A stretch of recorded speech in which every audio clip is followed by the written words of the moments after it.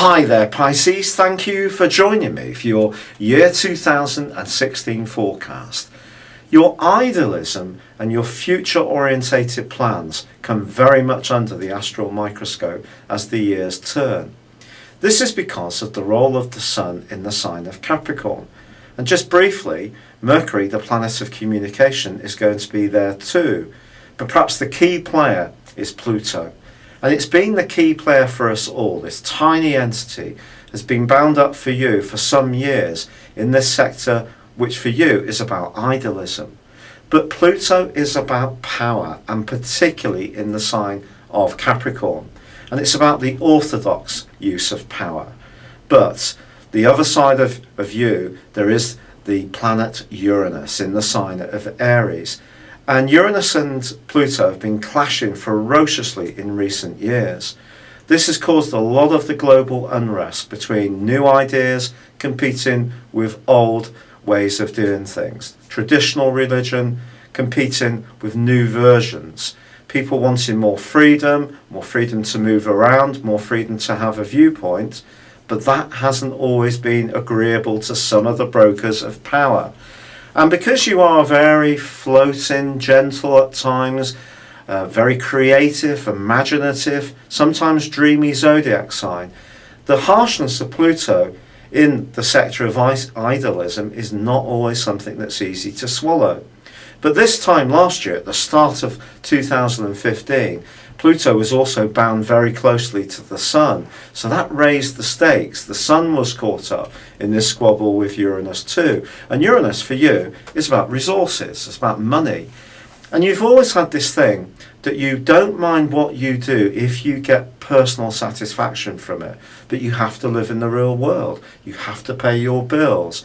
And because Uranus is a very unsettled influence, there's been a lot of switchbacks and changes and unpredictable conditions which has been affecting your sense of values, your personal values, and also your ability to earn enough money to keep the proverbial roof above your head when we feed it into this idealistic need that you have that in some ways Pluto is resistant to. So that's the backstory. Now Pluto and Uranus are going to be squabbling for the first 3 months of 2016. So you may find that things are still not quite as you would like. But then this aspect concerning the signs of Capricorn with Pluto and Uranus with Aries comes to a final close. And we can all globally let out a real sigh of relief. I do feel that things will seem to get a little more peaceful. And there are some other good news stories for you at the start of the year. Because the Sun's actually going to be forging a really positive link with Saturn. Saturn last year spent 8 months in your sector of success. But Saturn isn't an easygoing influence, as you well know. It's a very exacting one. It demands a lot from us before it gives us a reward. If we really show the perspiration to go with the inspiration that often is linked to your sign, then eventually you will get your just rewards. But the chances are it won't be at the start of this year. You're going to have to really beaver away. But what Saturn's doing in its angle with the Sun is just saying to you that your ability to communicate and network and build cooperative relationships to others is going to be very important for you to make progress in terms of your key ambitions. You can't do it as a lone wolf. It won't work. You've got to keep the influential people on side. And if you're too dreamy and idealistic at any time this year, my Pisces, but particularly from late May through to October, which I'll explain more about in a bit, you may find yourself running into some trouble. But also at the start of this year, Jupiter, the planet of fortune, does continue in your sector of relationships and would give you the sense that you can build successful relationships with its help. Well, you can, as long as you're realistic. Jupiter can sometimes kid us, remember it's your other co-ruler, into believing that everything's possible, when sometimes we have to be a bit more realistic. And also, Jupiter is in detriment in the sign of Virgo, because it faces Pisces, which, as I say, is the ruler of Jupiter too. So you can't just expect all relationships to fall into your lap. But as this year begins, Mars is going to be moving into the expansive Scorpio, your sister water sign, and Venus, the planet of relating, is in an area which can see you currying favour with those in the know. If you accept the politics of the situation, you cannot get it all on your own terms this year. If you try to, it could create a lot of frustration. And then early in March, Mars makes its way out of Scorpio and into Sagittarius. That's really going to help you. It's going to give you extra confidence and drive, but you can't be overconfident. It's going to stay with you for 5 long months. It's quite an extraordinary opportunity for you to strut your stuff and demonstrate to people just how talented you are, as long as you don't let overconfidence get into the mix, because Jupiter is going to be twisting backwards from the 8th of January through to the 8th of May. And if you come across as someone who knows it all and has all the answers, it will disenfranchise you from the very people that you need to keep so much on side. That doesn't mean to say that you have to be teacher's pet or that you can't be authentic or true to yourself, but you have to be realistic that some trades need to be made in order to make progress. But once Mars comes in, it is going to give you a burst of extra gravitas, which you're going to enjoy. But the really significant event in March is on the 9th, because then the solar eclipse in your sign provides a backdrop for the next 6 months, which can really see you sparkle when it comes to being individual. It's encouraging you to be that much more courageous about the things that make you different to others, but you still have to be realistic about the politics of the world we live in, the company you work for, the business you're trying to run, the relationship you have, the people you need to get on with, older and younger than you. But certainly that solar eclipse is a great starting point. The lunar eclipse, which occurs on the 23rd of March, well, that's a bit more challenging. That's saying to you, in the sign of Libra, that you need to be aware of what goes on beneath the surface. Your emotional needs, certainly around close involvements, are going to be knitted in to this desire to be individual. So you can be individual completely, but it may not suit the person that you're supposed to be committed with. So again, there's some balances and trades to be made. And as long as you're recognizing that that's just part of how life is and not expecting everything to be right at the top of your hopes, you will deal with this and you'll deal with it fine. And you really can show people that you're very capable across those months. But Mars does start to go backwards mid-April. And if you're trying too hard or you don't feel you have the ear of the people that are really important to you, then that frustration can surely mount. However, Jupiter does go forwards from the early part of May, which is great, and it does give you an opportunity to meet someone incredible, either through business or personally, but then that takes us round to the end of May, and when Neptune, your co-ruler, starts to tangle with Saturn. This went across the last 60 days of last year, and I have to say it is a really difficult influence. It's not quite up there with the restlessness of Uranus square Pluto, but it's certainly one that can affect you because it can drain your will.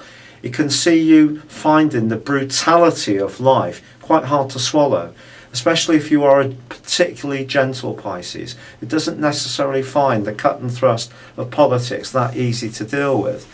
But it is saying to you, it is what it is. You have to deal with it, and it's saying, be realistic. If you have great plans, downgrade them just a little. I'm not saying you shouldn't reach for the stars, but reach for the stars that you can actually grab hold of.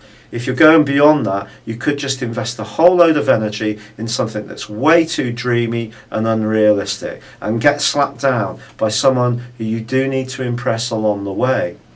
Then we have a bit of a switchback because in June and July, Mars is going to race back into Scorpio, which is actually really good for you.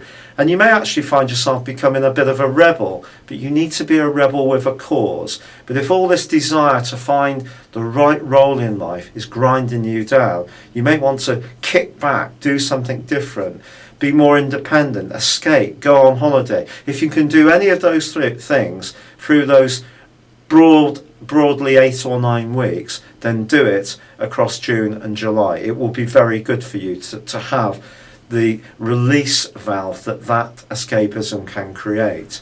But then that takes us back to August and September, and Mars makes his way back into the sign of Sagittarius, and it's going to reinforce your desire. And if you did have that sort of intervention, that hiatus, it actually could be really good for you, and you can regain your appetite. But in August, Mars and Saturn are going to be going side by side. This could lead to you having a major breakthrough, but you're really going to have to want it, be absolutely committed. You cannot waver. You have to put all of your efforts and energy into it.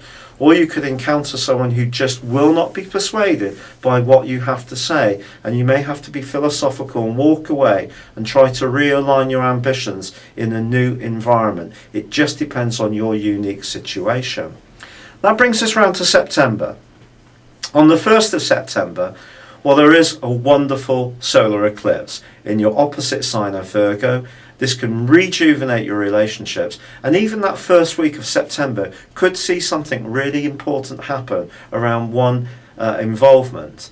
But then Jupiter says au revoir, and he's not going to be coming back into your sector of relationships for another 12 years. But the great news is that he does move into your sector of finance, of business, of deeper emotional needs. And Jupiter can bring you some real fortune around these areas if you roll your sleeves up in the last quarter of this year.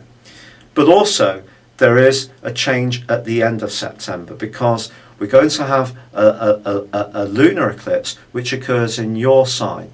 And that's saying to you that as much as the solar eclipse is encouraging you to try and get what you want as far as relationships are concerned, you've got to be democratic about it. If a relationship is exactly as you say and you need to control it, it can wither on the vine, whether it's a long-standing one or one that's been recently forged. So remember, it's all about give and take and compromise.